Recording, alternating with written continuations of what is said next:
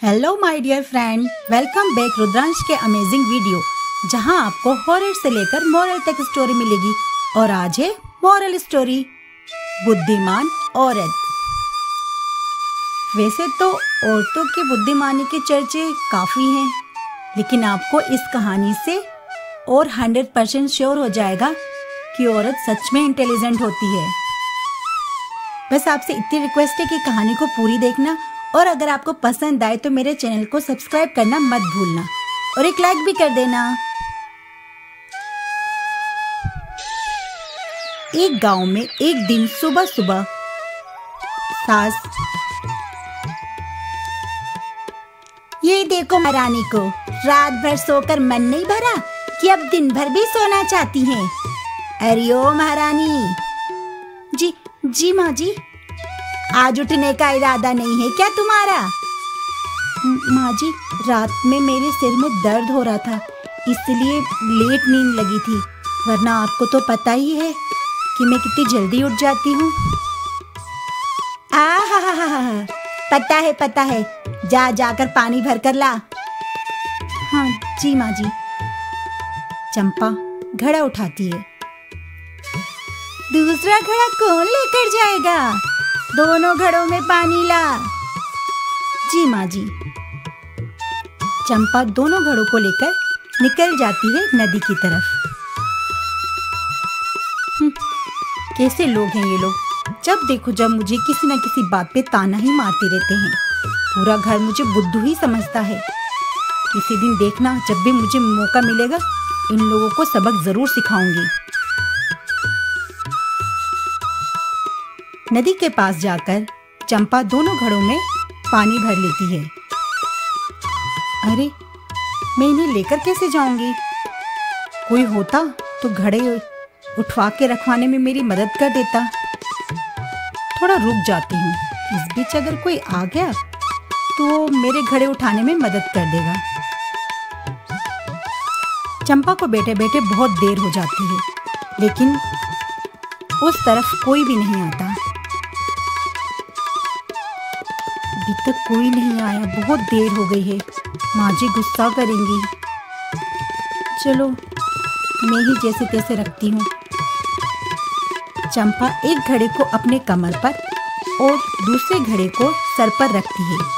तभी घड़ा सर से फिसलकर कमर पर रखे दूसरे घड़े से टकरा जाता है, जिससे दोनों ही घड़े तुरंत फूट जाते हैं। हाय राम, ये मुझसे क्या हो गया? अब तो माँ जी मुझे बहुत डांटेंगी।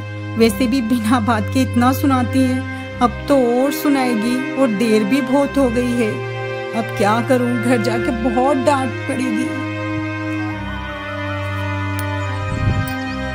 चंपा को देखकर उसकी सास, क्यों इतनी देर क्यों लग गई? नदी खोद कर पानी ला रही थी क्या?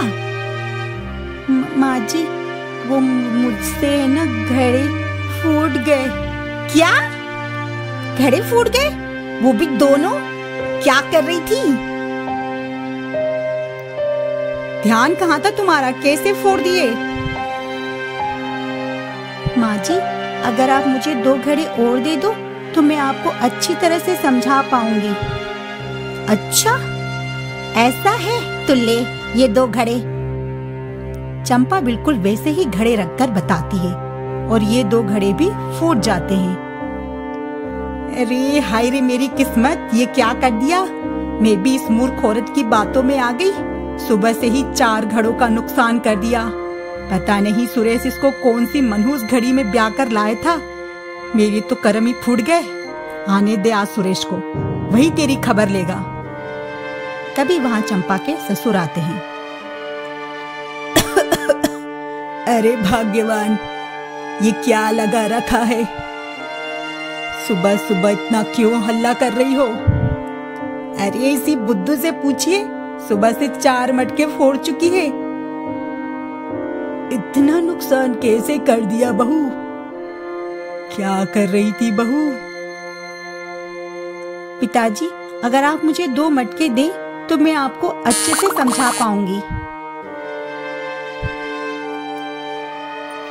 ठीक है, इसकी बात बिल्कुल मत सुनना। अरे भाग्यवान, तुम चुप हो जाओ और 2 घड़े लाकर दो। मैं भी तो देखूं कैसे बहू ने चारों मटके फोड़ दिए। तभी चंपा उन दोनों घड़ों को भी उसी तरह रखकर दिखाती है और वो भी फूट जाते हैं। लो, और देखना है इसने कैसे फोड़े हैं। और देख लो, इतना नुकसान करवा दिया। आज इसकी खैर नहीं, आज तो इसको घर से निकाल कर ही मानूंगी।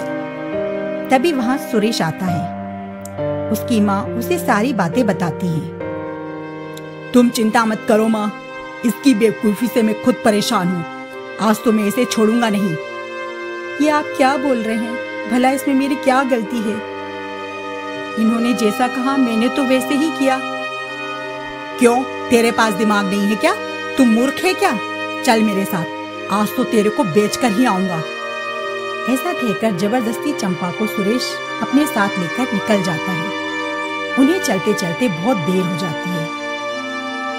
तभी सुरेश, अरे मैं तो बहुत थक गया हूँ, मुझे भूख भी लग रही है। तभी उसकी नजर एक होटल पर पड़ती है। लेकिन मेरे पास तो पैसे ही नहीं है। अरे आप चिंता क्यों करते हैं, मेरे पास है ना। कुछ पैसे लीजिए और जाकर कुछ खाने के लिए ले आइए। अच्छा, तेरी इतनी हिम्मत कि तुम मुझे ऑर्डर देगी? अब तू ही खाना लेकर आएगी और सिर्फ मेरे लिए ही लेकर आना, खुद के लिए नहीं, समझी? जा यहाँ से। चंपा मन में, कैसा पागल आदमी है, भलाई का तो जमाना ही नहीं रहा। आज तो मैं इसको मजा चखा कर रहूंगी। मुझे मूर्ख समझते हैं ना, आज बताती हूँ मैं इन्हें कि मूर्ख कौन है। तभी वो सेठ के पास जाती है। भैया, वो जो आदमी वहां खड़े हैं ना, वो अपने आप को बेचना चाहते हैं, तो मैं उन्हें बेचने आई हूँ। अच्छा, पर तुम्हें कैसे पता ये बात, और मैं तुम्हारी बात पर भरोसा क्यों करूं? अरे भाई साहब, वो मेरे पति हैं, उन्होंने ही बोला है। ठीक है, आपको अभी मेरी बात पर भरोसा हो जाएगा, आप ध्यान से सुनना। अजी सुनते हैं? एक के लिए लूं या दोनों के लिए? नहीं नहीं, एक के लिए। सेठ जी, सुना आपने? सेठ, ठीक है। और फिर उसको 5,000 रुपए दे देता है। चंपा अपने पति के पास जाती है। सुनिए जी, आपको वो सेठ बुला रहा है। क्यों? मुझे क्या पता, आप ही जाकर देखिए। सुरेश सेठ के पास जाता है। तभी चंपा मौका देखकर वहां से भाग जाती है। क्या बात है सेठ? क्या बात? जाओ, जाकर चुपचाप से अपने काम पर लग जाओ। मतलब? अरे मैंने तुम्हें उस औरत से पूरे 5,000 रुपए देकर खरीदा है। जाओ, जाकर काम करो, वरना तेरे हाथ पैर तुड़वा दूंगा। सुरेश सेठ के यहाँ काम करने लगता है। इधर चंपा मजा आ गया, आज तो बड़े आए थे मुझे बेचने, उल्टा खुद ही बिक गए। पर अब क्या करूं, कहाँ जाऊं? अरे मैं तो भूल ही गई कि अब तो मेरे पास कुछ ज्यादा ही पैसे हैं। चंपा दूसरे गांव के बाहर सब्जियों की दुकान खोल लेती है। इससे उसका गुजर बसर अच्छे से चल रहा था। उधर सुरेश के घर पर उसकी माँ, सुनिए जी, बहुत दिन हो गए हैं ये दोनों को घर से गए हुए, अभी तक किसी का कुछ भी पता नहीं है। मुझे तो बहुत चिंता हो रही है, आप जाकर देखते क्यों नहीं? मुझे बहुत बुरे बुरे ख्याल आ रहे हैं।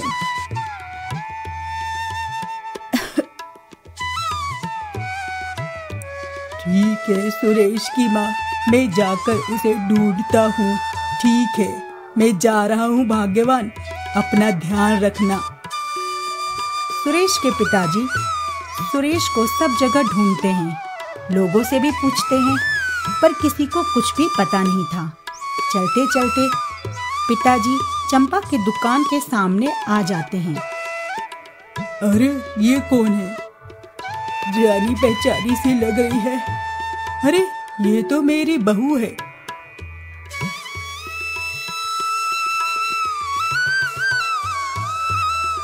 वो उसके पास जाता है। बहू, तुम यहाँ क्या कर रही हो? और सुरेश कहाँ है? पिताजी, मुझे कुछ नहीं पता और मैं आपकी कोई बहू नहीं हूँ। आप जाइए यहाँ से। नहीं नहीं बहू, मैं अपने किए पर शर्मिंदा हूँ। मैं तेरी सास की बातों में आ गया था। चल मेरे साथ, आगे से तेरे साथ ऐसा कुछ भी नहीं होगा। मैं तुझसे वादा करता हूँ। चंपा अपने ससुर के साथ घर वापस आ जाती है। चंपा की सास, बहू मुझे माफ कर दे। पता नहीं उस दिन मुझे क्या हो गया था जो मैंने तुझे घर से निकाल दिया। देख, तेरे साथ साथ घर की खुशियाँ भी चली गई। अब तू आ गई है ना, अब सब ठीक हो जाएगा। बेटा सुरेश कहाँ है? उसे भी ले आ बेटा, अपन सब साथ में मिलकर रहेंगे। जी माँ जी, आप बिल्कुल चिंता मत करो, मैं उन्हें जल्दी ही ले आऊंगी। तभी ये किसके रोने की आवाज है? चंपा बाहर जाकर देखती है। सुनो भैया, क्या हो गया है? अरे श्याम दादा का पोता बेचारा बीमार था, खत्म हो गया है। उसी दिन रात में चंपा, मेरी तो कुछ समझ में नहीं आ रहा कि मैं क्या करूं। माँ जी से तो मैंने बोल दिया कि सुरेश को लेकर आऊंगी, पर कैसे? वो तो सेठ तो पैसे लेकर भी इनको वापस नहीं देगा। मुझे कुछ और चक्कर चलाना पड़ेगा। तभी चंपा आधी रात को उठकर घर से निकल जाती है और जहाँ उस छोटे बच्चे को दफनाया था वहां जाकर गड्ढा खोदकर उस मृत बच्चे को लेकर अपनी गोद में चल पड़ती है। खुदाई करने की वजह से और लंबा सफर होने की वजह से वो काफी गंदी सी हो जाती है। चलते चलते वो उसी सेठ की दुकान पर पहुंच जाती है और सेठ से, भैया 10 रुपए का काजू, 10 रुपए का बादाम दे देना। सेठ बताए हुए सामान को बांधकर चंपा को दे देता है। चंपा सामान लेकर बिना पैसे दिए चल पड़ती है। सेठ, अरे बहन पैसे तो दे दो। चंपा ना सुनने का नाटक करती है। अरे तुम्हें सुनाई नहीं दे रहा क्या? मेरे पैसे दे दो। तभी दुकानदार अपने सामान को चंपा के हाथ से खींचता है तो चंपा गिरने का नाटक करती है और गिर जाती है। तभी अपने बच्चों को देखकर रोने का नाटक करने लगती है। हाय हाय हाय, ये क्या हो गया? मेरे बच्चे को क्या हो गया? अभी तो अच्छा खासा था। अरे सेठ, तुझे कीड़े पड़ेंगे, तूने मेरे बच्चे को मार डाला। चंपा की आवाज सुनकर सभी लोग इकट्ठा हो जाते हैं। अरे सेठ, तू तो बहुत निर्दयी है, तूने मासूम बच्चे को मार दिया। अरे बहन चुप हो जाओ, चलो हमारे साथ थाने, इसको सजा जरूर दिलवाएंगे। तभी से, नहीं नहीं, मैंने ये सब जानबूझकर नहीं किया, धोखे से हो गया। चंपा बोलती है, मेरे पास तो यही एक सहारा था, अब तो जीने का कोई सहारा ही नहीं है। बहन बताओ, मैं तुम्हारे लिए क्या कर सकता हूँ? तुम जितने पैसे मांगोगी मैं तुम्हें दे दूंगा। नहीं नहीं, मुझे पैसे नहीं चाहिए। तो बताओ बहन, तुम्हें क्या चाहिए? जो तुम बोलोगी वो मैं जरूर करूंगा। पक्का सेठ? हाँ हाँ, तो बताओ तो सही। ठीक है सेठ, फिर मुझे काम करने के लिए तुम्हारा ये जो नौकर है वो चाहिए और अपने जीने के लिए 50,000 रुपए चाहिए। बताओ तुम्हें मंजूर है? हाँ हाँ बहन, मुझे सब मंजूर है। सेठ अपने नौकर सुरेश को और 50,000 रुपए चंपा को दे देता है। ठीक है सेठ, मैं तो जा रही हूँ, पर तुम मेरे बच्चे का अंतिम संस्कार अच्छे से कर देना, और तुम्हें ही करना होगा। हाँ बहन, तुम बिल्कुल चिंता मत करो, मैं इसका अंतिम संस्कार अच्छे से करूँगा। फिर चंपा वहां से सुरेश के साथ आगे आ जाती है। फिर सूरज से बोलती है, क्यों पतिदेव, देखा मेरा दिमाग? तुम्हें भी ले आई और बहुत सारे पैसे भी। अभी भी अकल ठिकाने आई या नहीं? हाँ?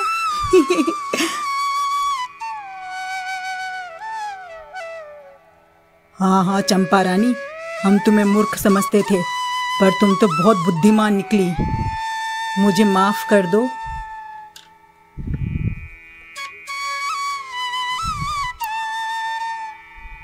दोस्तों, आपको चंपा की कहानी बुद्धिमान औरत कैसी लगी?